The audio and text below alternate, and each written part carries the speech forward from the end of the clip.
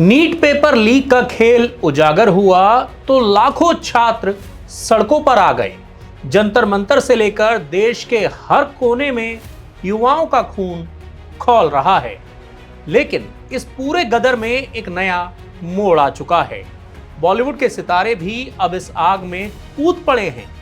कुछ अभिनेता और अभिनेत्रियां सड़क पर उतरकर छात्रों के लिए ढाल बन गए, तो कुछ ऐसे भी सुपरस्टार हैं जो अब तक मौन हैं। सबसे पहले बात करते हैं उस इंसान की जिसने इंटरनेट पर आग लगा दी, अरिजीत सिंह। जी हां, जब पुलिस ने शांतिपूर्वक प्रदर्शन कर रहे छात्रों पर लाठियां भांजी तो अरिजीत सिंह का गुस्सा फूट पड़ा। उन्होंने सोशल मीडिया पर एक पोस्ट किया और सीधा नेताओं से ही पूछ लिया कि क्या आपने अपने आप को भगवान समझ लिया है।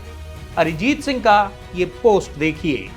अरिजीत सिंह के इस पोस्ट के बाद जब एक तथाकथित फैन ने ये कहा कि अब हम आपकी इज्जत नहीं करते, तो अरिजीत सिंह ने उन्हें करारा जवाब दिया और कहा कि मेरी प्लेलिस्ट डिलीट कर दो, मुझे कोई फर्क नहीं पड़ता। इसे कहते हैं सीने में दम होना।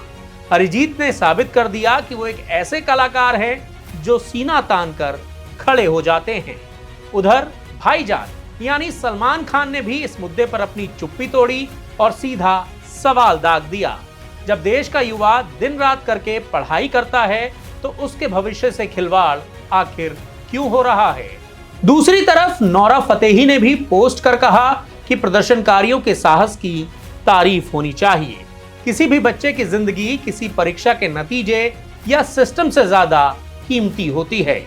इतना ही नहीं, शबाना आजमी, स्वरा भास्कर और हुमा कुरैशी तो घर पर बैठने के बजाय सीधे जंतर मंतर पहुंच गई और छात्रों का समर्थन किया। इसके अलावा आलिया भट्ट, राजकुमार राव, नसीरुद्दीन शाह, अनुराग कश्यप सब एक सुर में बोल रहे हैं और छात्रों का समर्थन कर रहे हैं। लेकिन सवाल यह है कि हमारे देश के वो महानायक कहां हैं, वो अभिनेता कहां हैं जो बात बात पर राष्ट्रवाद और देशभक्ति की बातें करते हैं। जब पान मसाला बेचना हो तो तुरंत ही स्क्रीन पर आ जाते हैं। जब कनाडा का पासपोर्ट या फिल्मों का प्रमोशन करना हो तो देश प्रेम उमड़ पड़ता है। लेकिन जब देश के लाखों बच्चों का भविष्य दांव पर लगा है तो सबके मुंह में जैसे दही जम गया है। जिस जनता के टिकट के पैसों से तुम मन्नत और जलसा जैसे महलों में ऐश करते हो, आज उसी जनता के बच्चे सड़कों पर लाठियां खा रहे हैं।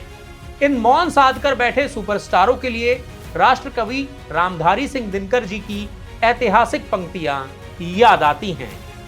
समर शेष है नहीं पाप का भागी केवल व्याध, जो तटस्थ हैं समय लिखेगा उनका भी अपराध।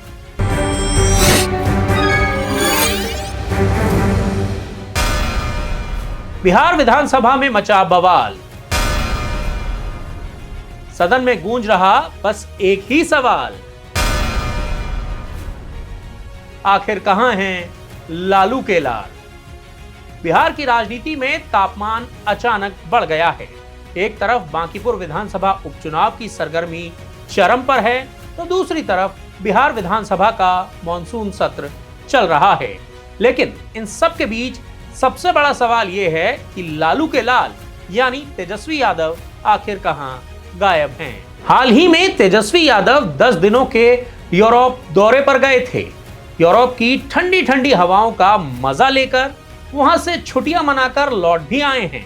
लेकिन लौटने के बावजूद भी वो पूरे के पूरे मॉनसून सेशन से नदारद रहे।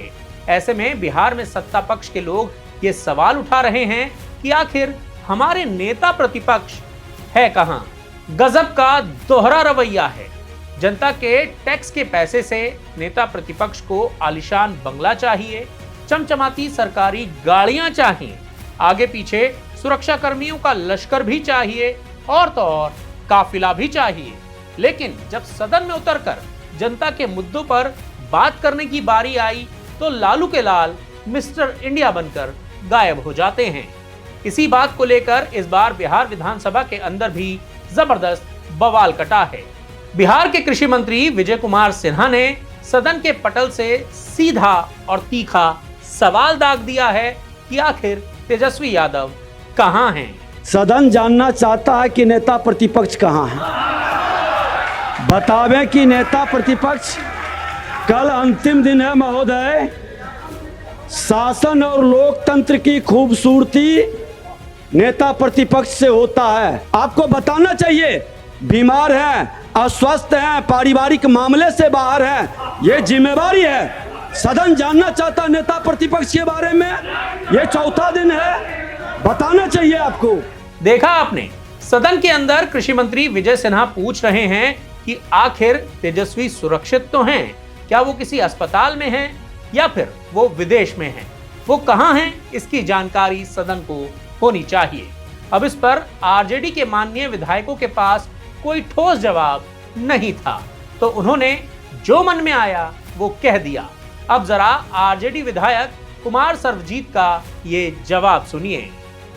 हमारे बिहार के लोग यह भी जानना चाहते हैं कि हमारे छोटे भाई निशांत कहाँ हैं, ये भी जानना चाहते। इसे कहते हैं उल्टा चोर कोतवाल को डांटे। क्या निशांत कुमार नेता प्रतिपक्ष हैं? सवाल पूछो तेजस्वी की गैरहाजिरी पर तो राग अलापने लगेंगे निशांत कुमार का। इसे कहते हैं असली मुद्दे से भाग जाना। जब आरजेडी वाले अपने इस बेतुके तर्क पर बुरी तरह से फंस गए और ऊपर से विधानसभा अध्यक्ष ने भी टोक दिया, तब जाकर उन्होंने एक ढीला ढाला बहाना बनाना शुरू किया। जरा सुनिए उनका ये अगला पैंतरा। पूरे देश ने मीडिया के माध्यम से देखा है कि उनके पिता की तबीयत ठीक नहीं है, वो दिल्ली में है और अपने पिता की इलाज करा रहे हैं। जब 10 दिन यूरोप में घूम रहे थे तब लालू जी की याद नहीं आई।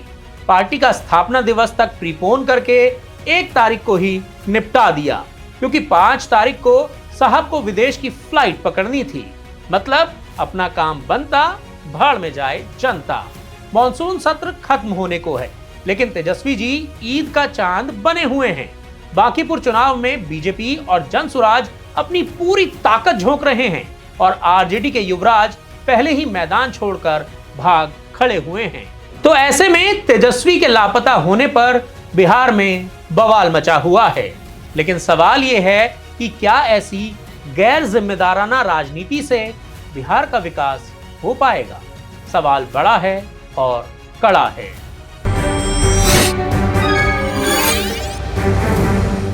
शतरंज की बिसात पर नए मोहरे बिछाए जा रहे हैं। कल तक जो उपेक्षित थे आज गले लगाए जा रहे हैं। ये 2027 का डर है साहब, जहां पुराने यारों को भूलकर नए समीकरण बनाए जा रहे हैं।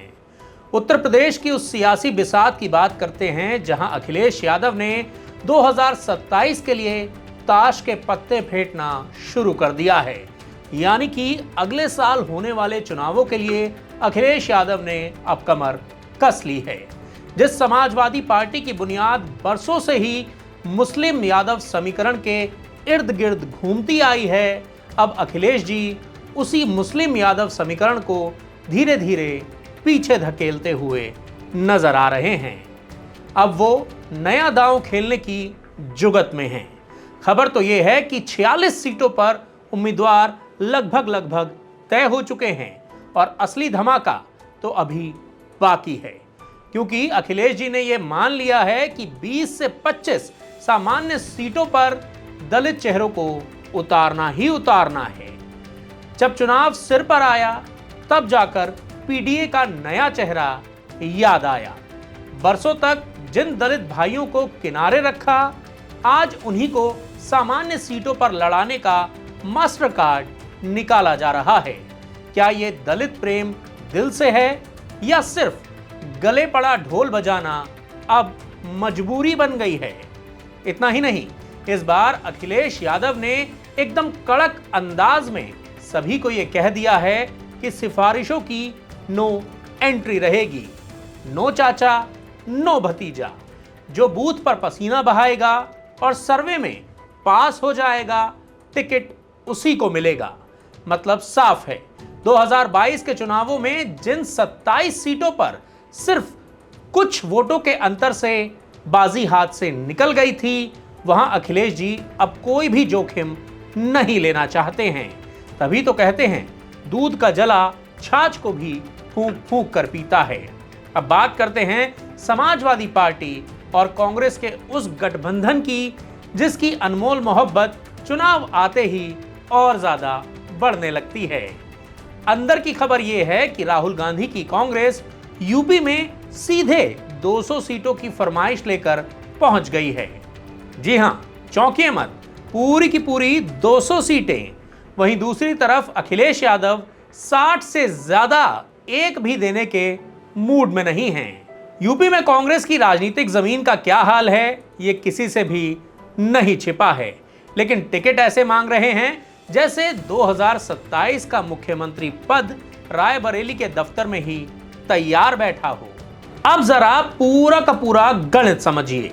एक तरफ बीजेपी का अभेद किला और उनकी 24 घंटे चलने वाली हाईटेक चुनावी मशीनरी, और दूसरी तरफ अखिलेश यादव जो ठीक चुनाव के वक्त अपने ही पुराने समीकरणों को तोड़ मरोड़ कर नए प्रयोग करने में जुटे हैं। अब देखना यह होगा कि यह नया पीडीए फॉर्मूला बीजेपी के विजय रथ को रोक पाता है या फिर नतीजा एक बार फिर से बीजेपी के पक्ष में आता है। अब सवाल यह भी है कि क्या अखिलेश यादव का यह दलित कार्ड उन्हें 2027 में लखनऊ के सिंहासन पर बिठा पाएगा या बीजेपी जीत की हैट्रिक लगाते हुए नजर आएगी। इस पर जो भी आपकी राय है, कमेंट करके अपनी राय हमें जरूर बताएं।